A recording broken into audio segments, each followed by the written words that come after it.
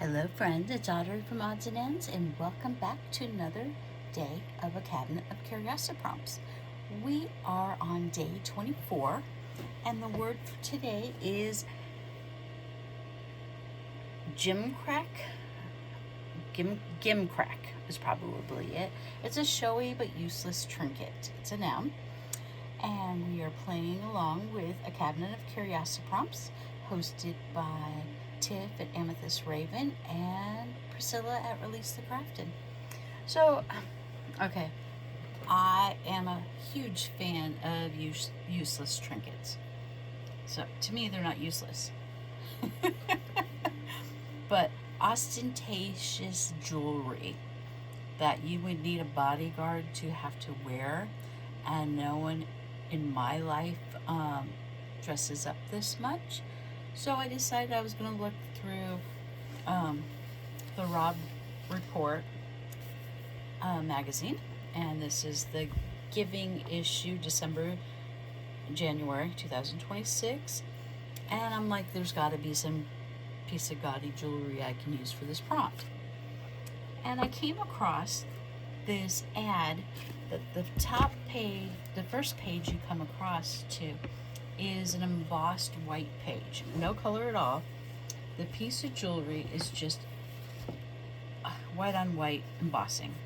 And I'm going to see if I can show you. Okay, there's part of the chain that I cut off because it didn't fit my whole page. And the whole necklace is embossed like that. So I'm like, okay, I'm going to cut that out. I'm going to color it. I was just going to do a light whitewash, like watercolor wash of jewel tones. And then as I went along, it got more complicated. And then I ended up edging it in markers. And then I fussy cut it a little bit out, and I hated the white background of the necklace against my colored page. Despised it. But I had spent so many hours coloring this with watercolors and markers, and I'm like, I cannot give up. So I found a green highlighter marker that matched my background page. And before I show you what it was, let me show you the original piece of jewelry.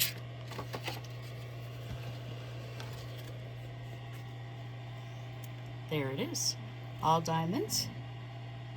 It's white gold with a layer of something. I have no idea. It's a Chanel piece. Mine doesn't look like this at all. I decided this was going to be a necklace for the Fae. And I was channeling the movie on Netflix, Bright, where we have all different kinds of races. We got the orcs and the fairies and the elves and and this was the elves, actually, is what I was channeling, because they were the Beverly Hills type of people, the high-end Beverly Hills. So with that being said, let me show you my piece. And here we go. So I used metallic watercolors, and I have this itty bitty teeny little set, and I love them, and they're so sparkly. Let me show you. There they are, and they really have a lot of shimmer to them. They are so much fun to play with. So I watercolored the whole thing, and then I'm like, so I didn't love it. So I decided that the lines weren't crisp enough with the watercolors against the white. So I lined it all with the coordinating metallic markers, which is great, except it wasn't as neat. I wasn't as careful with the markers as I was with the paints. You see where this is going, right? And then so I fussy cut it, and I did not like the stark whiteness against that. Because let me show you where did I put those pieces of paper? This against my green floral spring background, And you remember, I am doing this whole thing in a spring theme. The white against the green, it was terrible, absolutely terrible. So I went and got one of my green highlighter pens that pretty much close enough match. And I colored it in the best as possible. And then I'm like, oh, we lost some dimension here. So then the dropped rubies or garnets or whatever jewels you want them to be, I decided that I was going to put glossy accents over them.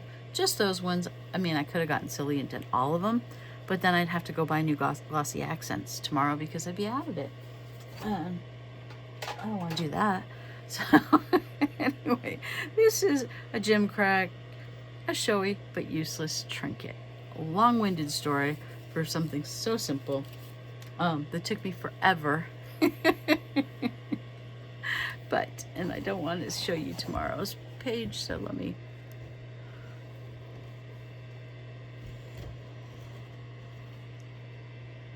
And each one of the jewels is pressed. There's little,